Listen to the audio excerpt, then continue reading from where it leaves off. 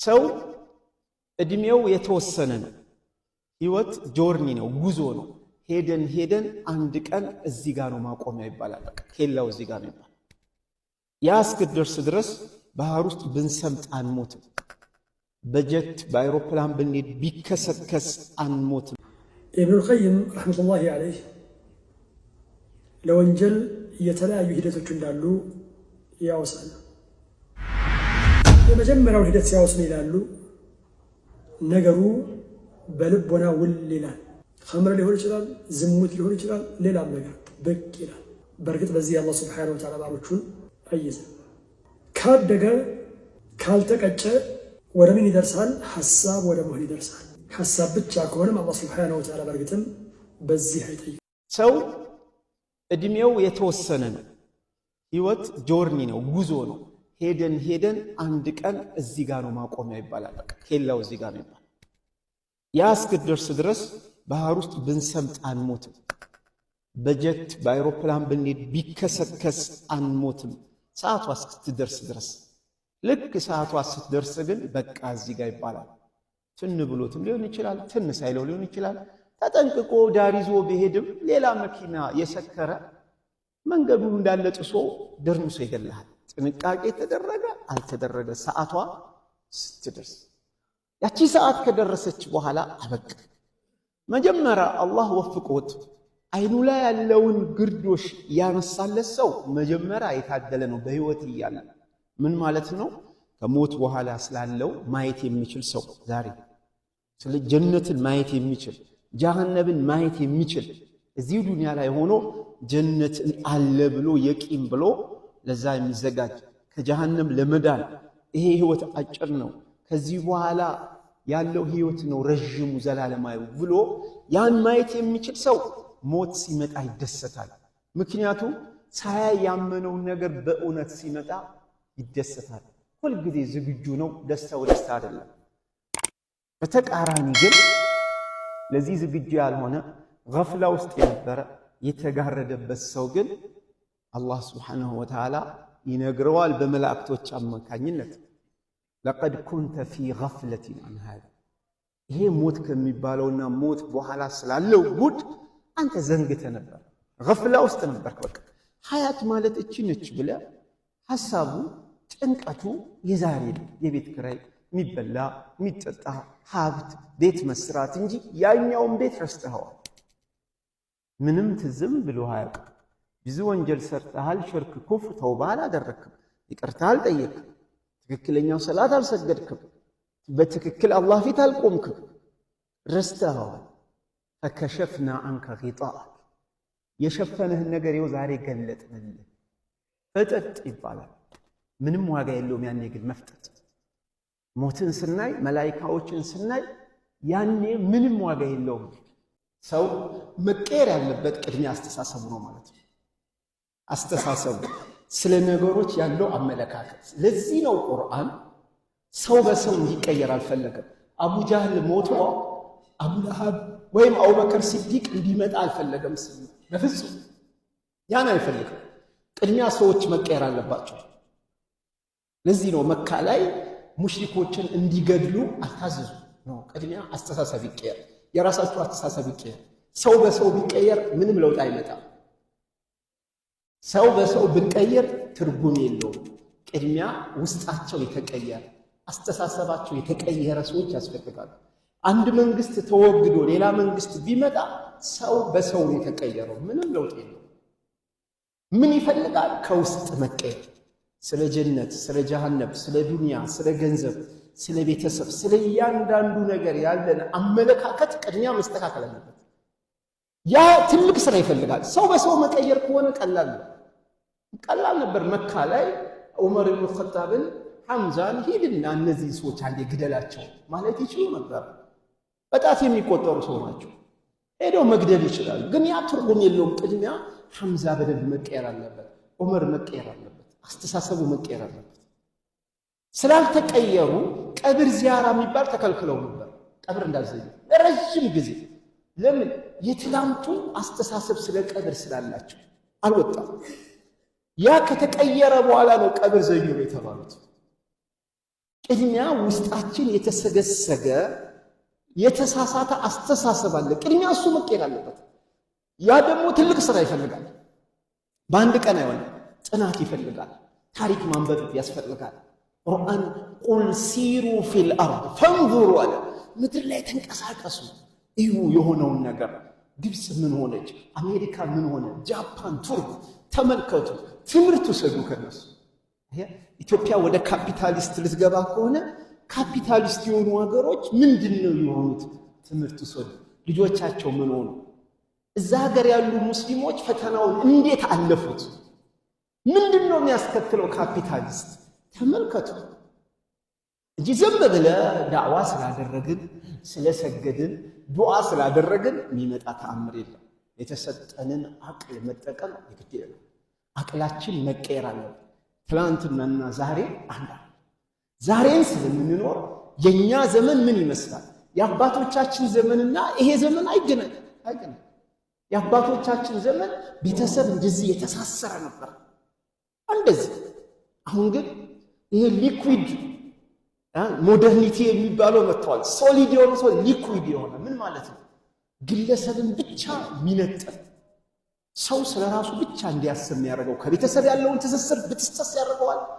ከዘመድ ያለውን ብትስጥስ አድርጎ ስለራሱ ብቻ እንዲያስብ የሚያደርግ ስርዓት ነው። ስለራሱ ከማንም ጋር ግንኙነት የለውም። ከጎረቤት ከማንም ልጅ ዝም ብሎ የሚያድግ ቤተሰብ ውስጥ ሆኖ ዝም ብሎ ያድጋል።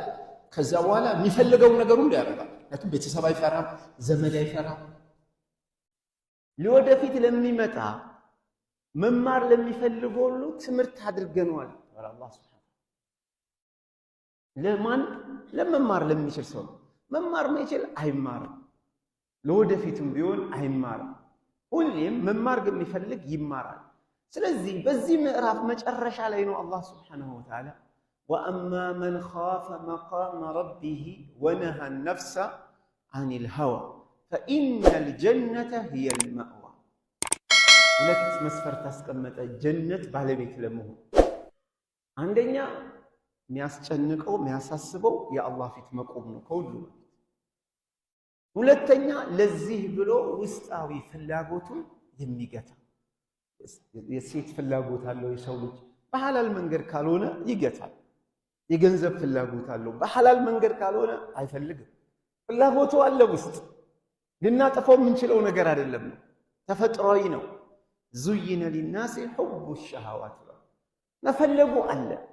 ሐታ ረሱል ሰለላሁ ዐለይሂ ወሰለም መንገድ ሲሄዱ ሴት ካዩ ምንድን ነው የሚሉት? አንድ ሰው መንገድ ሲሄድ ሴት ካየ ወደ ቤቱ ይሄድ፣ ሚስቱ አለችለት። መከጀል ይከጀላል ነው፣ ሰው ይከጅላል። ሴት ተቃራኒ ጾታ ይከጅላል፣ ግን ስሜት ነው። ስልጣን ሰው ይከጅላል፣ አልከጅልም ውሸት ነው ነው ተፈጥሮ ነው። ግን ማገት ነው፣ ራስን ኮንትሮል ማድረግ፣ ሰልፍ ኮንትሮል፣ ሰልፍ ዲሲፕሊን። ይሄ ወሳኝ ነው ፈላህ ነጃ ለመውጣት። ስፔሻሊ አሁን ባለንበት ዘመን ካፒታሊስት ሲስተም ላይ ግሪዲ ስግብግብነት ይበዛል። ስግብግብ በቃ አልጠግብባይ፣ ስለ ራስ ብቻ ማሰብ አልጠግብባይነት። ይህ ደግሞ የሙእሚን ሲፋ አይደለምና ከራሳችን ጋር ትግል እናድርግ ነው፣ ዲቨሎፕ እናድርግ። ራስን ሰልፍ ኮንትሮል፣ ራስን መቆጣጠር። ስትቆጣ ራስን ኮንትሮል ማድረግ። ትቆጣለህ፣ ሰው ነህ። ግን በቁጣ መንፈስ ልጅ አለመምታት፣ ተማሪ አለመምታት፣ ሚስት አለመምታት ቅጣትም አይደለማ። ተቆጥቶ የሚማታ ሰው ቀጣ አይባልም። ቅጣትማ ቀስ አድርጎ ቁጭ አድርጎ አሳምኖ መቆንጠጥ ሊሆን ይችላል፣ መምከር ሊሆን ይችላል። በጥፊ መማታት ግን ቅጣት ነው እንዴ? አይደለም፣ በፍጹም። መምህርም ቢሆን በጥፊ የሚማታ መምህር ይሄ ሊታሰር ይገባል። ቅጣት አይደለማ። ልጁን አስቀምጦ አሳምኖት መቀጣት ያለበት ነገር ይቀጣል እንጂ አጠፋ ብሎ በጥፊ የሚመታ ከሆነ ይሄ መታሰር ያለበት መምህር፣ አስተማሪ አይደለም። በፍጹም አስተማሪ አይባልም። የልጆችን ክብር የሚነካ ስፔሻሊ ፊት የሚመታ ፊት የተከበረ ነገር ነው፣ አትንኩ ተብሏል። ስጁድ የሚወርድ ጆሮ ሊደነቀር ይችላል፣ አይን ሊጠፋ ይችላል፣ ጭንቅላቱ ሊጎዳ ይችላል፣ ሳይኮሎጂካሊ ሊጎዳ ይችላል። እሱም ሁሉ ጊዜ ችግር ሲፈጠር በዱላ ነው የሚያምነው በቃ። ምክንያቱም አስተማሪው እየመታ ነው፣ እየቀጠቀጠ ነው ያስተገለ። አባትም ሁልጊዜ በዱላ የሚያምን ከሆነ ልጆቹ እርስ በርስ መደባደብ ነው። በውይይት በንግግር አይፈቱም። ስለዚህ ልጅ ሊቆነጠጥ ይችላል፣ ግን አሳምነ ነው በማይጎዳ መልኩ ሊሆን ይችላል። እሱም የመጨረሻ አማራጭ ነው። የመጨረሻ ምክር ብዙ አይነት ታክቲክ ተጠቅመን ካልሆነ አባቶቻችን ያሳዩናል። ማይጎዳ ግን ሚቀጣ ጨራሮ አለች፣ በሷ ለበቀስ አድርጎ የላይኛውን ቆዳ ይዞ ትንሽ መቆንጠጥ አይለምደውም። ጥፊ ዱላ ግን እየለመደ ይመጣል፣ እየጠነከረ ይመጣል። አባቱን አንገጭግጮ ሊወረወር ይችላል። ነገ ከነገ አስተማሪ ሊመታ ይችላል። ምን ማለት ነው? ስሜታችንን እንቆጣጠር። ይሄ ነው ትልቅ ነገር። ኢብኑል ቀይም ረሕመቱላሂ ዐለይህ ለወንጀል የተለያዩ ሂደቶች እንዳሉ ያወሳል።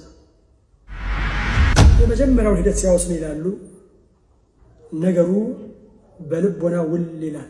ኸምር ሊሆን ይችላል፣ ዝሙት ሊሆን ይችላል፣ ሌላም ነገር ብቅ ይላል። በእርግጥ በዚህ አላህ ሱብሓነሁ ወተዓላ ባሮቹን አይዘ ካደገ ካልተቀጨ ወደ ምን ይደርሳል? ሐሳብ ወደ መሆን ይደርሳል። ሐሳብ ብቻ ከሆነም አላህ ሱብሓነሁ ወተዓላ በእርግጥም በዚህ አይጠይቀንም። የመጀመሪያው ሂደት ላይ ወይ ደግሞ ሁለተኛው ሂደት ላይ የተገታ እንደሆነ ይህ ነገር እድለኝነት። ወደ ሶስተኛው ደረጃ ከተደረሰ ግን ነገሩ ከብዷል ማለት ነው። እሱም ቁርጠኛ ሐሳብ መሆኑ። እዚህ ላይ እንግዲህ ባለቤቱ ያንን ነገር ሊፈጽመው ቁርጠኛ ሆኗል። ዝሙት ከሆነ ዝሙት፣ ኸምር ከሆነ ኸምር፣ ወደ ሐራም ነገር መመልከት ከሆነ ወደ ሐራም ነገር መመልከት ሊፈጽመው ቆርጧል። ቁርጠኝነቱ አለ። የዚህን ሐሳብ ባለቤት አላህ ሱብሓነሁ ወተዓላ ይጠይቀዋል። በእርግጥ ወንጀለኛ ነው። ለዚህ ነው ነቢዩ ሰለላሁ ዐለይሂ ወሰለም አንድ ሐዲታቸው ላይ ኢዛ ልተቀል ሙስሊማኒ ቢሰይፈይሂማ ፈልቃቲሉ ወልመቅቱሉ ፊናር ይላሉ። ሁለት ሙስሊሞች በሰይፎቻቸው በተገናኙ ጊዜ ገዳዩም ተገዳዩም እሳት ውስጥ ናቸው። ኢላ ሃዛ ልቃቲል ፈማ ባሉ ልመቅቱል። ይሄ ገዳይ ደግ ግልጽ ነው። ጀሃነም ውስጥ ምን እንዳስገባው ግልጽ ነው። እሳት ውስጥ ምን እንዳስገባው ግልጽ ነው። ፈማ ባሉ ልመቅቱል፣ ተገዳዩስ ነገሩ ምንድን ነው አሏቸው። ነቢዩ ሰለላሁ ዐለይሂ ወሰለም ምን አሉ? ካነ ሐሪሰን ዐላ ቀትሊ አኺህ፣ ወንድሙም በመግደል ላይ ጉጉት ነበረው። ስለዚህ ቁርጠኝነት ካለ አንድን ነገር ለመፈጸም እንጠየቅበታለን ነው። ከዚህ በኋላ ተግባር ይመጣል ማለት ተግባር ይመጣል። አላህ ሱብሓነሁ ወተዓላ በዚህ ባሮቹ ይይዛል፣ ይጠይቃል። ተግባር ላይ በተቆየ ጊዜ ወደ መጨረሻ ምን ይመጣል? ያ ነገር የሰዎቹ መገለጫ ማለት ነው። ውሸት ከሆነ ውሸታም መሆናቸው፣ ኸምር ከሆነ ሰካራም መሆናቸው የመሳሰል ነገር ማለት ነው። እዚህ ደረጃ ላይ ከተደረሰ መመለሻው ከባድ እንደሆነ ያወሳል ኢብኑል ቀይም ሌሎቹም ዑለማ። በወንጀሎች ላይ ችክ ማለት የአማኞች መገለጫ እንዳልሆነ ነው አላህ ተባረከ ወተዓላ ቁርአን ላይ ግልጽ ያደረገው። የአማኞች መገለጫ አይደለም፣ የካህዲያን መገለጫ እንጂ። በወንጀል ላይ የዘወተረ ካፊር ነው ማለት አይደለም። በወንጀል ላይ መዘውተር ችክ ማለት የካህዲያን መገለጫ እንደሆነ አላህ ተባረከ ወተዓላ ቁርአን ላይ አውስቷል። ወካኑ ዩሲሩነ ዐላ ልሒንት ልዓዚም፣ ይዘወትሩ ነበረ በትልልቅ ወንጀሎች ላይ። ይህ መጥፎ ስራ ወንጀል በበዛ ጊዜ በልብ ውስጥ ሽፋኑን ይፈጥራል። ከላ በል ራነ ዐላ ቁሉብሂም ማ ካኑ የክሲቡን። ራን በልብ ውስጥ የሚፈጠር ሽፋን ነው በመጥፎ ስራዎች ምክንያት። ማ ካኑ የክሲቡን የሰሩት የነበረው ነገር። ነቢዩ ሰለላሁ ዐለይሂ ወሰለም አንድ ሰው ወንጀልን ይፈጽማሉ። አንድ ሰው ወንጀልን ሲፈጽም ቀልቡ ላይ ጥቁር ነጠብጠብ ይላል። በጨመረ ቁጥር ይሄ ጥቁረት ይጨምራል፣ ሲመለስ ይጸዳለታል። ብቻ እዚህ ደረጃ ላይ ከተደረሰ ነገሩ ከባድ ነው። ተመላሹ በጣም ትንሽ ነው። አላህ ሱብሓነሁ ወተዓላ ይወፍቀን። አላህን እንፍራ። አላህ መጨረሻችን ያሳምርልን። ወሰላሙ አለይኩም ወረሕመቱላሂ ወበረካቱሁ።